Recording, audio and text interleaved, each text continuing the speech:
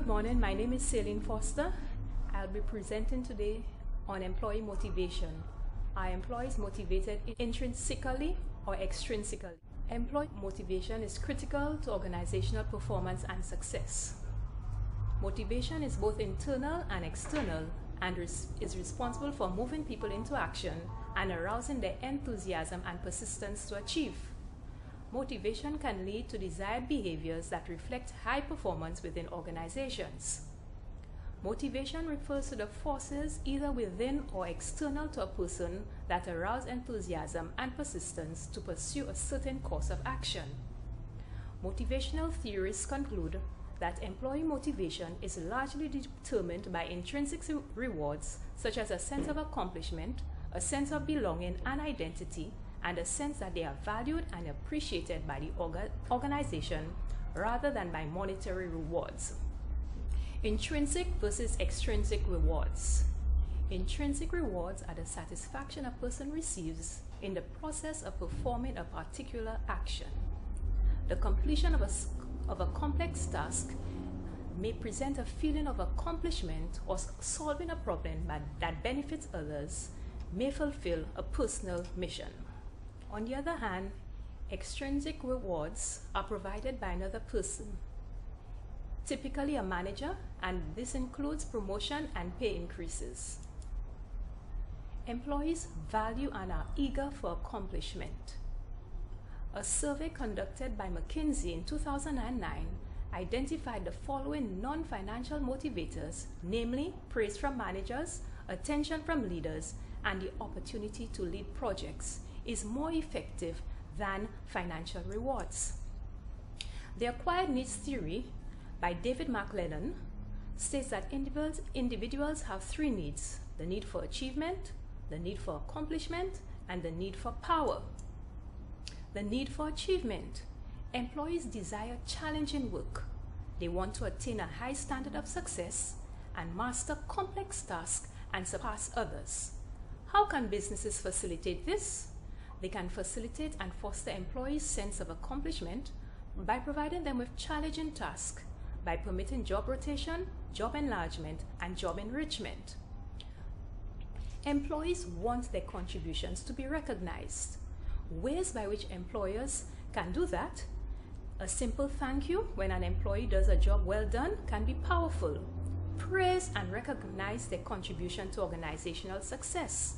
A well-timed gift certificate, extra time off, or even a sincere job well done will go a long way towards motivating employees. What do top achievers have to say on this? Most successful entrepreneurs say that their primary motivation has been to build something lasting, not to make a lot of money. For example, Boa, who built McKinsey & Company, John Whitehead, and Supreme Court Justice John Paul Stevens say that motivation came from the working self rather than from the money. So these top achievers felt that accomplishment was greater to them than making money. The survey 2009 by McKinsey further stated that people want to feel and experience a sense of accomplishment from knowing that they are contributing members of a winning team. People want to know that the enterprise with which they are involved or with which they are working is successful. They appreciate knowing that their job is contributing towards that success. Dr. Gerald Graham, a professor at Wichita State University, states that 5 incentives that employees would like to receive are free. So in other words, they don't cost the organization anything: to give a personal thank you from the boss, a written thank you from the same, and public praise. In order to better understand intrinsic motivation, we will use some motivation theories to discuss and to explain. According to Maslow's hierarchy of needs, he proposes that employees or humans are motivated by multiple needs, and these include physiological, safety, belongingness, esteem, and self-actualization. The lowest level, physiological, people want to feel a sense of safety. They want to know that they have clean water and food. When these needs are satisfied, they move on to safety, where they want to experience a sense of security, employment, belong to a family, have good health. Then they move on to the following need, which is love and belonging, where they want to feel that family, that sexual intimacy, friendship. The next need, esteem. This is where, and it will pertain a lot to employees, where they really aspire to self-esteem, confidence, a sense of achievement on the job, respect from their peers and by their employers. And the last need, self-actualization, looks at them reaching their full potential. The ERG theory, existence, relatedness, and growth, developed by Clayton Alderfer, was a simplified model of Maslow's theory.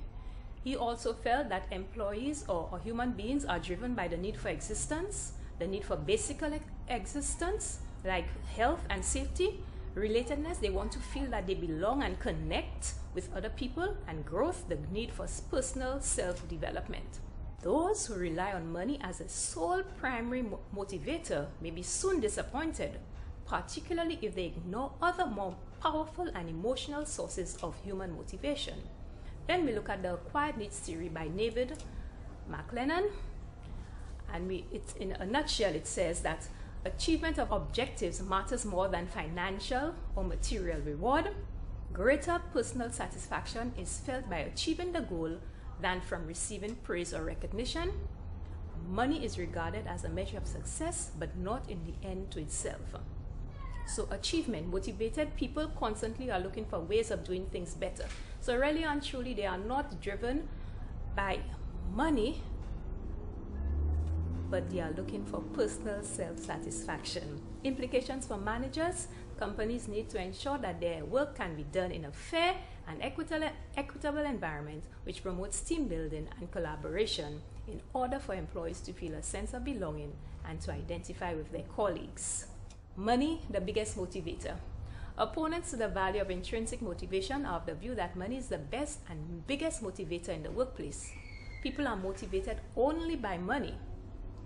It also adds that people will never work without a salary, but can work without job satisfaction. To further support their claim that money is the biggest motivator, money the biggest motivator. The more employees think about money, the more chances they become productive and work well to accomplish tasks.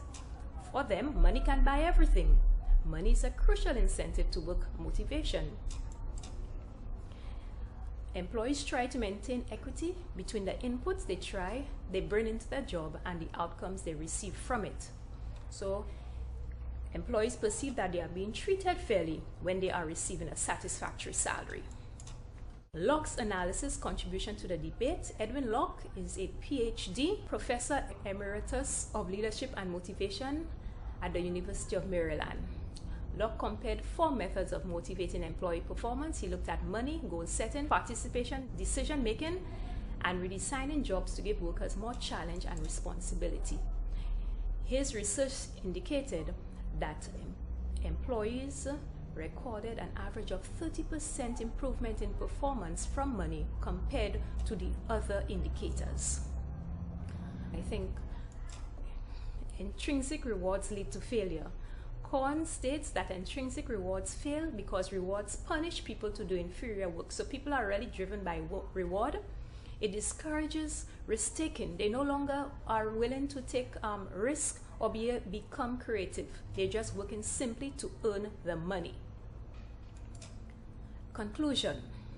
In summary, I would like to reiterate that employee motivation is largely influenced by value, recognition, praise, autonomy, challenging tasks, opportunities for growth and development, and a sense of belongingness and pride in knowing that they have contributed to organizational success. Money does not affect motivation. However, it would appear that it affects morale. So money can make one think good about themselves, or it may make one feel bad about themselves in comparison to another person. Pay for performance kills motivation. Money becomes a default motivator because it is measurable and tangible and can be used to satisfy an immediate need. However, the power of money dissipates quickly. Human productivity is increased or decreased by the way in which we are all treated. Thank you for your attention, and I hope that this presentation will be useful and insightful to you.